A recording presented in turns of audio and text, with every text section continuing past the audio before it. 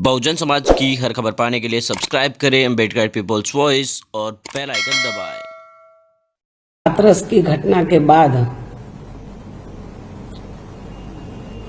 मुझे ऐसा लग रहा था कि शायद यूपी में बीजेपी की सरकार कुछ हरकत में आएगी और यूपी में जो मन चले लोग हैं, जो बहन बेटियों का उत्पीड़न कर रहे हैं, महिलाओं का उत्पीड़न कर रहे हैं, तो उन पर ये सरकार जरूर अंकुश लगाएगी। लेकिन ऐसा नहीं हुआ। बड़े दुख के साथ कहना पड़ता है कि जब मैं आज सुबह उठी और मैंने न्यूज़ वगैरह देखा तो मुझे मालूम हुआ कि हाथरस की तरह ही तो बलरामपुर जिले में भी एक दलित छात्रा के साथ लगभग ऐसी ही घटना घटी और उसकी मौत भी हो चुकी है, जो अति दुखद है, अति निंदनीय है। तो कहने का तात्पर्य ये है कि उत्तर प्रदेश में वर्तमान भाजपा सरकार में तो कानून का नहीं बल्कि गुंडों, बदमाशों, माफियाओं, बलात्कारियों एवं अन्य अराजक तत्वों का राज चल रहा है और यहाँ कानून व्यवस्था पूरी तरह से दम तोड़ चुकी है। खासकर इस सरकार में यहाँ की बहन बेटियां तो बिल्कुल भी सुरक्षित नहीं है। जैसा कि मैंने अभी आपको बताया कि मैं सोच रही थी कि हाथरस के बाद ये लोग हरकत में आएंगे, लेकिन नहीं आए। और बलरामपुर की घटना जब मैंने आज सुबह न्यूज़ में देखी तो मुझे झकझोर दिया। मुझे ऐसा लगा कि मुझे मीडिया में जाकर यदि यूपी सरकार नहीं जाग रही है तो मुझे केंद्र की सरकार को जगाना चाहिए। मुझे केंद्र की सरकार को जगाना चाहिए। और उत्तर प्रदेश में आप लोगों को ये मालूम है कि जब से ये सरकार बनी है तो ये सरकार कानून व्यवस्था के नाम पर अब तक पता नहीं कितने फरमान जारी कर दिए हैं। इस सरकार ने आए दिन लोगों के मकान खूब तोड़े हैं, एनकाउंटर भी खूब किए हैं। अब इसमें कितनी सच्चाई है ये तो आने वाला समय बताएगा।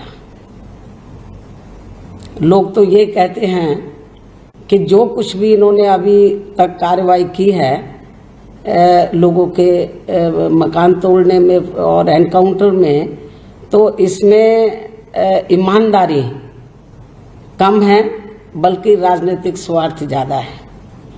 मेरे ख्याल ये बहुत ही ये नीचे किस्म की ये हरकत है। यदि ऐसा है जो लोगों की आम चर्चा है, यदि इसमें सच्चाई है तो ये इससे कोई यूपी की सरकार को हम अच्छी सरकार नहीं कह सकते हैं। तो और ख़ास तौर से इस सरकार में वैसे तो सभी वर्ग के लोग दुखी हैं, विभिन्न क्षेत्रों में लोग दुखी हैं। हर प्रकार का अपराध बड़े पैमाने पर बढ़ा है। मैं हर किस्म का जो है क्राइम बढ़ा है, लेकिन जो हमारी बहन बेटियां हैं तो वो तो इस सरकार में बिल्कुल भी सेफ नहीं है, सुरक्षित नहीं है। इतना ही नहीं बल्कि उत्तर प्रदेश के अधिकांश जिलों में आए दिन किसी न किसी रूप में यहाँ बहन बेटियों के साथ उत्पीड़न हो रहा है। दलित समाज की बहन बेटियां तो अब यहाँ कतई भी सुरक्षित नहीं है, जिसके अनेकों उदाहरण आप लोगों के सामने हैं। और इस मामले में खासकर अभी हाल ही में हाथरस की ताज़ा घटना ने तो पूरे देश की जनता को हिला कर रख दिया है। और इस घटना के बाद जब ये घटना घटी, ये भी मैं आपको बता रही हूँ कि अच्छी बात है कि सभी पार्टियां, विपक्ष की सभी पार्टियां सड़कों पर उतरी हैं सरकार को जगाने के लिए। हम कोई उसके खिलाफ नहीं हैं, लेकिन जब ये घटना घटी और ये मालूम हुआ कि जो जिसके साथ ये घटना घटी वो दलित वर्ग की है और पुलिस और प्रशासन का रवैया बहुत घटिया किस्म का था परिवार के साथ जो है, और परिवार को लग नहीं रहा था कि उनको न्याय मिलेगा, तो मैंने तुरंत ही इसका गंभीरता से संज्ञान लिया और लखनऊ से मैंने 28 सितंबर को लखनऊ से श्री गयाचरण दिनकर के नेतृत्व में तो बीएसपी का प्रतिनिधि मंडल वहां भेजा 28 सितंबर को, कि मुझे सही तथ्यों की जानकारी मिल जाए और परिवार को मेरी ओर से ये दिलासा दिलाएं कि बीएसपी उनके साथ खड़ी है।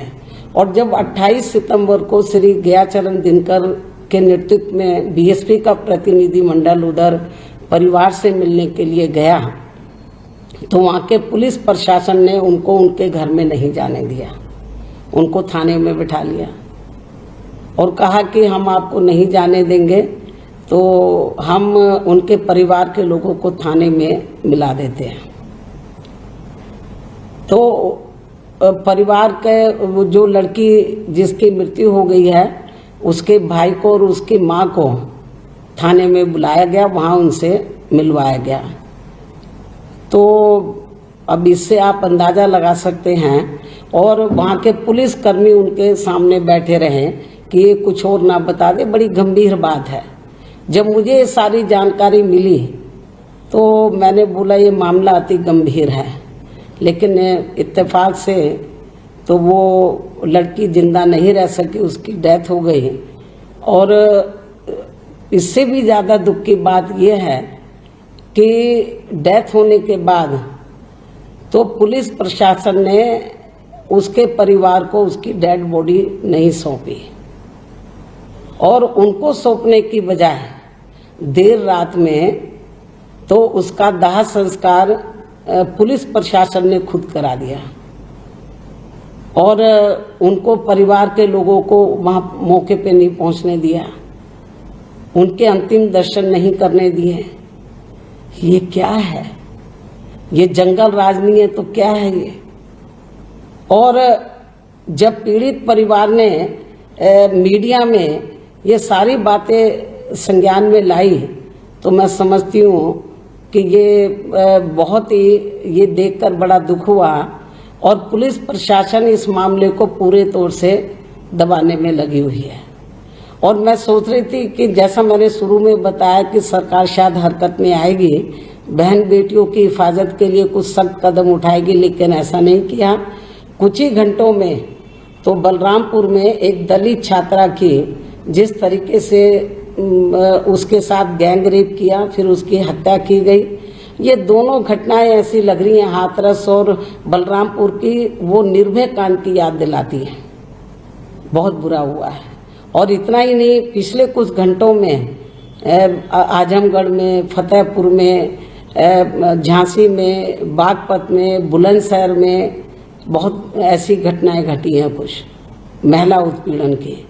और कोई दिन ऐसा नहीं जा रहा जिस दिन उत्तर प्रदेश में 75 जिले हैं कि जिस भी जिले में महिला उत्पीड़न की घटना ना घटती हो। बहुत बुरा हाल हो रहा है। और मैं समझती हूँ कि ऐसी स्थिति में तो जब यूपी सरकार, मतलब हमारी माताएं बहनें तो जो हुकूमत कर रहे हैं, खासतौर से आदित्यनाथ योगी को मैं बताना चाहती हूँ कि आपने एक महिला के पेट से जन्म लिया है। आपको दूसरों की बहन बेटी को अपनी बहन बेटी समझना चाहिए, और यदि आप उनकी हिफाजत नहीं कर सकते तो बेहतर यही है कि उनको पीछे हट जाना चाहिए, खुद ही इस्तीफा दे देना चाहिए तो ज़्यादा बेहतर होगा। नहीं चला सकते हैं सरकार। और यूपी गवर्नमेंट जाग नहीं रही है, अभी भी नहीं जाग रही है, और केवल इस किस्म की ये हाथरस की घटना और घटना घटने से, उनकी आर्थिक मदद करने से या उनको प्लॉट देने से, नौकरी देने से तो इनके ऊपर जुर्म जाति नहीं रुकेगी, इनको सख्त कदम उठाने होंगे। जो ये सरकार बुरी तरीके से फेल हो गई है, तो मेरा केंद्र की सरकार को यही कहना है कि यूपी गवर्नमेंट नहीं जाग रही है। आदित्यनाथ योगी इस लायक नहीं है कि वो लॉ एंड ऑर्डर को संभाल सके, तो केंद्र की सरकार को जागना चाहिए। और केंद्र की सरकार से मेरा यही कहना है कि यदि केंद्र की सरकार ने तो आरएसएस के दबाव में आकर इनको उत्तर प्रदेश का मुख्यमंत्री तो बना दिया, लेकिन इस लायक नहीं है कि वो उत्तर प्रदेश का में बढ़िया शासन प्रशासन यूपी की जनता को दे सके। तो मुझे क्या लगता है, बीजेपी को आरएसएस के से बात करनी चाहिए, उनके शिकंजे से बाहर निकलना चाहिए। आरएसएस के आपको उत्तर प्रदेश की जनता के हित में सोचना चाहिए। और मेरा केंद्र की सरकार को यही कहना है कि बेहतर होगा तो आदित्यनाथ योगी को तो जहां उनकी असली जगह है गोरखपुर में मठ में वहां बैठा दें। और यदि उनको गोरखपुर का मठ भी अच्छा नहीं लग रहा है तो अयोध्या में राम मंदिर का निर्माण हो रहा है, तो बीजेपी ये काम उनको सौंप दे तो ज्यादा बेहतर होगा। कम से कम जो आए दिन हमारी बहन बेटियों की इज्जत आबरू लूट रही है वो तो रुक जाए, और इसके स्थान पर वो किसी और ऐसे काबिल आदमी को मुख्यमंत्री बनाए तो जो उत्तर प्रदेश की जनता को अच्छा लॉ एंड ऑर्डर दे सके। और यदि नहीं बना पा रहे हैं और आरएसएस का बहुत ज्यादा दबाव है, तो मेरा बीजेपी के लोगों को, हाईकमांड को यही कहना है, केंद्र की सरकार को यही कहना है कि थोड़ी रहम करे उत्तर प्रदेश की जनता पर। आबादी के हिसाब से तो उत्तर प्रदेश देश का सबसे बड़ा प्रदेश है। और मेरा माननीय प्रधानमंत्री जी से ये कहना है कि आप उत्तर प्रदेश से चुनकर आए हैं, वाराणसी से कम आपको तो ध्यान रखना चाहिए। तो मेरा केंद्र की सरकार को यही कहना है कि जब आदित्यनाथ योगी से उत्तर प्रदेश नहीं संभल रहा, या तो किसी दूसरे को मुख्यमंत्री बनाए, वरना बेहतर यही है कि उत्तर प्रदेश की जनता के हित में तो वहां पर राष्ट्रपति शासन लगाकर वहां पे लॉ एंड ऑर्डर को बढ़िया बनाए। और मैं मांग करती हूं कि उत्तर प्रदेश में जो इस समय जंगल राज चल रहा है, कानून व्यवस्था चरम पर आ गई है, तो मेरी केंद्र की सरकार से यही कहना है कि यहाँ पर उत्तर प्रदेश की जनता के हित में बेहतर यही होगा, बहन बेटियों के हित में यही बेहतर होगा कि यहाँ पर राष्ट्रपति शासन लगाया जाए। क्योंकि बहुत इनको कितना आजमाएगी बीजेपी, केंद्र की सरकार कितना आजमाएगी।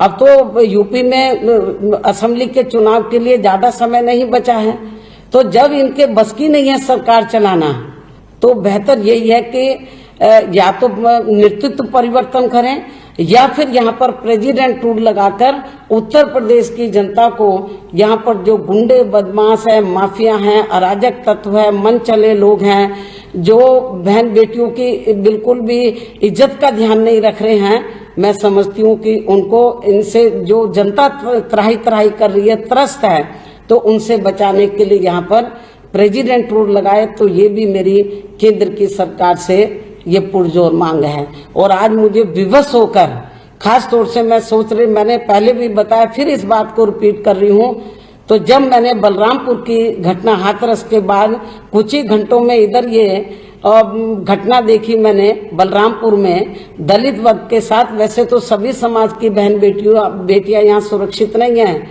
तो मेरा अंदर से मैं बहुत तकलीफ हुई, मुझे लगा कि ये ठीक नहीं हो रहा है ये।